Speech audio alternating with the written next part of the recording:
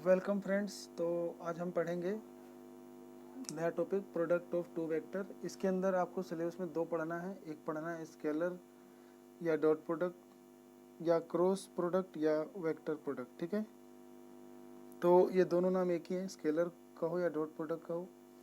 इसको हम यूँ डिनोट करते हैं ए वेक्टर डॉट बी वेक्टर, यानी दो वेक्टर के बीच में डॉट प्रोडक्ट ऐसे डिनोट करते हैं।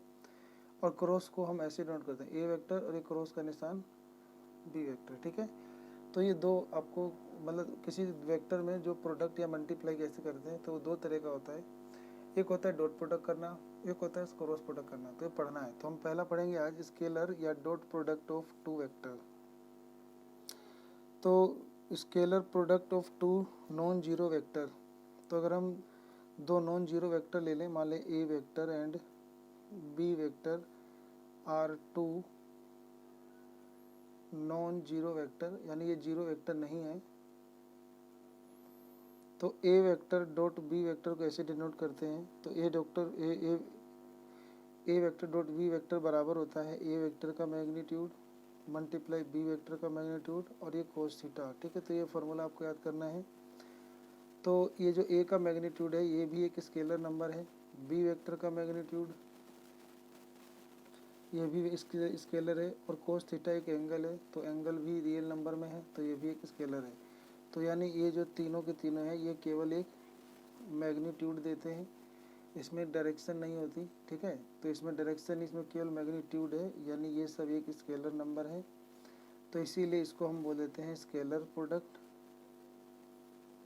या फिर इसको हम बोल देते हैं डॉट प्रोडक्ट। ठीक है, तो इसको डॉट प्रोडक्ट के नाम से जाना जाता है। इसको अगर हम ग्राफिकली समझे तो ये मीनिंग होता है कि मान लो ये कोई ए वेक्टर है और इनके बीच में कोई एंगल थीटा है, और ये दूसरा वेक्टर है बी वेक्टर, और दोनों का इनिशियल पॉइंट ये है और इनके बीच का एंगल थीटा है। ठीक है, तो थीटा जो है इज एंगल बिटवीन, ये एंगल है between A vector and B vector, ये दोनों के बीच का एंगल है। और थीटा जो है वो जीरो से ग्रेटर देन लेकिन लेस देन पाई है। ठीक है, तो थीटा जो होता है वो आपको ध्यान रखना जीरो से पाई के बीच वाला ही लेना है। तो इफ़ यदि यदि ए वेक्टर अगर मान लो जीरो हो या बी वेक्टर भी अगर मान लो जीरो हो, तो अगर ये ए वेक्टर ही जीरो है बी वेक्टर ही जीरो है, तो जब हम यहाँ सूत्र लगाएंगे तो इनका मैग्नीट्यूड वगैरह रखने पे जीरो ही आएगा। तो जब ए वेक्टर जीरो है तो इसका मैग्नीट्यूड भी क्या होगा, जीरो। यानी ए वेक्टर जीरो का हो या जीरो वेक्टर का हो एक ही बात है, और बी वेक्टर का मैग्नीट्यूड भी क्या होगा, जीरो। तो ये जीरो है, तो ये जो मतलब मतलब ये कोस है ये जीरो, ये भी जीरो ही हो जाएगा। ठीक है, कुल मिलाकर ए वेक्टर अगर ए वेक्टर जीरो है बी वेक्टर जीरो है तो उनका मैग्नीट्यूड जीरो है। फिर उस समय जो थीटा है इज नॉट डिफाइन, फिर हम थीटा का कोई वैल्यू ही नहीं है, थीटा हम पता ही नहीं कर सकते, क्योंकि जब ये दोनों में से कोई एक या दोनों जीरो है तो ये ऑटोमेटिक गुना होकर जीरो हो जाएगा। तो थीटा इज नॉट डिफाइन, यानी थीटा कोई मान नहीं बता पाएगा। ठीक है, तो अगर मान लो डिफाइन है, इफ़ थीटा इज डिफाइन, अगर थीटा एक मतलब डिफाइन है, तो A vector dot B vector होगा जीरो। ठीक है, तो ऐसा कब होगा जीरो, तो जब ना यहाँ पे कोस थीटा क्या रखेंगे कि जीरो आएगा, तो जब ना मतलब जो थीटा है कोस 90, आपने पढ़ा होगा कोस पाई बाई टू, यानी कोस 90 पे जीरो होता है। तो यानी जब थीटा यहाँ पर पाई बाई दो होगा तब इनका डॉट प्रोडक्ट जो होगा वो जीरो होगा। ठीक है, तो कुछ हमें रिजल्ट पढ़ने हैं। तो हमने डॉट प्रोडक्ट पढ़ा, तो डॉट प्रोडक्ट में हमें कुछ रिजल्ट पढ़ने हैं, कह लो रिजल्ट, या इसको बोलते हैं ऑब्जर्वेशंस। तो आपको कुछ ऑब्जर्वेशन निष्कर्ष पढ़ने हैं। तो अभी आपने पढ़ा कि ए वेक्टर का और बी वेक्टर का डॉट प्रोडक्ट का सूत्र होता है कि ए वेक्टर का मैग्नीट्यूड बी वेक्टर का मैग्नीट्यूड और multiply cos theta. Theta is the angle between A vector and B vector between zero से पाई। ठीक है, तो इतने के बाद अब हम आगे पढ़ते हैं। तो ये पहली चीज़ तो हमें ये सीखनी है कि A vector dot B vector जो होता है इज ए स्केलर। ठीक है, ये जो ए वेक्टर बी वेक्टर का रिजल्ट आता है वो एक स्केलर क्वांटिटी होता है। ठीक है, या कह लो कि ए वेक्टर और डॉट बी वेक्टर एक रियल नंबर देता है हमें। ठीक है, दूसरा ऑब्जर्वेशन आपको याद रखना है कि A vector dot B vector अगर जीरो होता है तो ये इफ़ एंड ओनली इफ़ ऐसा केवल तभी और केवल तभी संभव है, ठीक है, if A vector and B vector are perpendicular to each other, जब ये दोनों एक दूसरे पे परपेंडिकुलर हो, क्योंकि परपेंडिकुलर होने पे जो थीटा है वो 90 जाएगा और फिर कोस थीटा की जगह जब हम कोस 90 रखेंगे, थीटा की जगह 90 रखेंगे तो जीरो हो जाएगा, तो ऑटोमेटिक इस सूत्र में यहाँ जीरो होगा तो ये भी जीरो हो जाएगा। तो उस केस में फिर आपका A vector dot B vector zero तब आएगा यदि और केवल यदि जो ए वेक्टर है वो परपेंडिकुलर हो जाएगा बी वेक्टर पे, ठीक है। तो छोटे छोटे रिजल्ट हैं। तीसरा है, मान लो कि अगर अगर मान लो थीटा ही अगर जीरो है तो फिर कोस जीरो का मान 1 होता है, ठीक है, जीरो का मान 1 होता है, ठीक है। तो A vector dot B vector के सूत्र में यहाँ पे कोस थीटा की जगह 1 हो जाएगा, तो आ जाएगा ए वेक्टर डॉट बी वेक्टर बराबर होगा ए वेक्टर का मैग्नीट्यूड मल्टीप्लाई बी वेक्टर का मतलब मैग्नीट्यूड। अब इसके अंदर ये बात ध्यान देना है, मान लो ए वेक्टर का खुद से डॉट प्रोडक्ट करना है, यानी एक वेक्टर का उसी से डॉट प्रोडक्ट करना है, तो एक वेक्टर है उसी के ऊपर, तो ए वेक्टर और उसी के ऊपर दूसरा वेक्टर, तो उनके बीच का एंगल क्या आ जाएगा, जीरो। और यहाँ पर जब हम कोस मतलब जीरो रखेंगे तो उनका मान क्या जाएगा, 1 हो जाएगा। फिर ए वेक्टर का मैग्नीट्यूड ऐसे लिखा जाएगा और बी वेक्टर का मैग्नीट्यूड ऐसे लिखा जाएगा, तो दोनों गुना होगा तो ए वेक्टर का मैग्नीट्यूड का स्क्वायर हो जाएगा, ठीक है।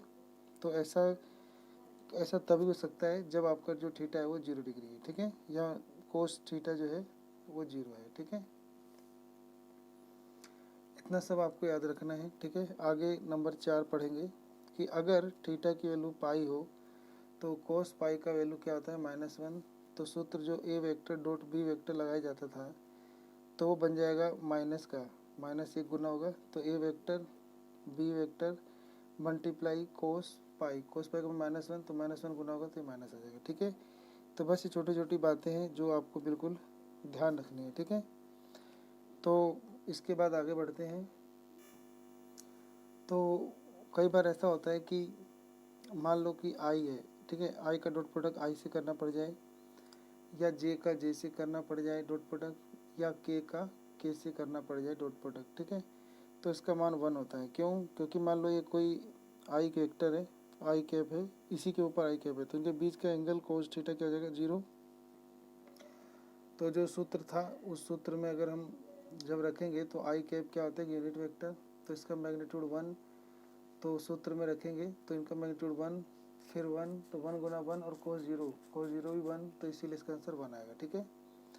और अगर मान लो आई के अलावा अगर जे लें तो आई जे का प्रोडक्ट करने पे मतलब या जे का के डॉट प्रोडक्ट करने पे या के का आई का डॉट प्रोडक्ट करने पे 0 हो जाएगा, ठीक है। ये मान ध्यान रखना है आपको, क्योंकि देखो जैसे तीन वेक्टर होते हैं ना, एक होता है एक्स, एक होता है वाई, एक होता है जेड, ये आपका एक्सिस होता है। तो इसके ऊपर अगर मान लो एक यूनिट ले लें तो उसे आई बोलते हैं, इसके ऊपर एक यूनिट वेक्टर उसे जे बोलते हैं, इस जेड एक्सिस पे कोई एक यूनिट उसे के बोलते हैं, और ये तीन एक दूसरे पर परपेंडिकुलर होते हैं। तो जब तीनों परपेंडिकुलर होते हैं तो यहाँ पे कोस थीटा क्या हो जाएगा, 90, यानी π/2 हो जाएगा, और कोस 90 का मान क्या होता है, 0 होता है। तो इसीलिए जब हम सूत्र में यानी A vector dot B vector का सूत्र दोहराएं तो A vector magnitude B vector, A vector का magnitude multiply B vector magnitude, और कोस 90 लेंगे तो ये 0 हो जाएगा, ठीक है। तो ये 0 हो जाएगा, तो इसीलिए जैसे इनका 0 हो जाएगा तो आई जे भी 0 हो जाएगा, ऐसे जे के भी 0 हो जाएगा, और के आई का भी डॉट प्रोडक्ट 0 हो जाएगा, ठीक है। तो ये आपको बिल्कुल ध्यान रखना है, ठीक है। छठा चीज़, ये पांचवा था, तो छठा चीज़ आपको ध्यान रखना है कि एंगल बिटवीन टू वेक्टर, ठीक है, angle between two non zero vector, दो नॉन जीरो वेक्टर के बीच का एंगल A vector and B vector के बीच में एंगल कैसे निकालेंगे, ठीक है। तो अभी जो सूत्र था कि A vector dot B vector बराबर होता है ए वेक्टर का मैग्नीट्यूड बी वेक्टर का मैग्नीट्यूड मल्टीप्लाई कोस थीटा। तो अगर यही कोस थीटा यानी एंगल चाहिए तो ये डिवाइड में जाएगा, तो A vector dot B vector इनके डिवाइड में ए वेक्टर का मैग्नीट्यूड मल्टीप्लाई बी वेक्टर का मैग्नीट्यूड। अभी आपको थीटा चाहिए तो ये थीटा यहीं छोड़ दो तो कोस थीटा के इन्वर्स चढ़ जाएगा, तो cos inverse A vector dot B vector divide में ए वेक्टर का मैग्नीट्यूड और बी वेक्टर का मैग्नीट्यूड, तो बस ये आपका एंगल निकाल के दे देगा। ठीक है, तो ध्यान रहे कोस इनवर्स ए वेक्टर डॉट बी वेक्टर यानी इन दोनों का डॉट प्रोडक्ट और डिवाइड में इनके मैग्नीट्यूड, तो ये आपको दे देगा एक एंगल बिटवीन टू वेक्टर। ठीक है, तो इसके बाद एक सातवीं प्रॉपर्टी पढ़ना है आपको कि जो स्केलर या डॉट प्रोडक्ट जो होता है इज कोमोटेटिव, तो ये क्या होते हैं, कोमोटेटिव होते हैं, यानी ए वेक्टर का डॉट बी वेक्टर या फिर हम बी वेक्टर का डॉट ए वेक्टर करेंगे तो ये क्या होते हैं, कोमोटेटिव होते हैं। ठीक है, इसके बाद हम आठवीं चीज़ ये पढ़ सकते हैं कि डिस्ट्रीब्यूटिव। ठीक है, तो distributivity of scalar product over addition, तो इसमें ये कहा गया है कि ए वेक्टर का डॉट करना है मान लो B vector plus C vector से, तो हम ए को पहले डॉट प्रोडक्ट कर सकते हैं बी से और फिर प्लस का निशान ला के ए का डॉट प्रोडक्ट कर सकते हैं सी से, तो भी रिजल्ट जो होगा वो सेम आएगा। इसको बोलते हैं डिस्ट्रीब्यूटिव लॉ। ठीक है, तो एक ये पढ़ना है। ठीक है, एक आपको ये पढ़ना है 9वां कि मान लो कि कोई लैम्डा है, तो उस लैम्डा को ए वेक्टर डॉट बी वेक्टर से गुना करना है। तो आप ऐसे कर सकते हो कि पहले लैम्डा को या तो ए वेक्टर से गुना कर लो और फिर डॉट प्रोडक्ट बी से कर लो, या ये कर सकते हो ए वेक्टर की बजाय बी वेक्टर से पहले उस लैम्डा का स्केलर का गुना कर लो और फिर हम ए से डॉट प्रोडक्ट कर लें, तो भी आंसर जो होगा वो सेम आएगा। ठीक है, तो समझने के लिए यहाँ पे हम ब्रैकेट अलग अलग कर लेते हैं। ठीक है।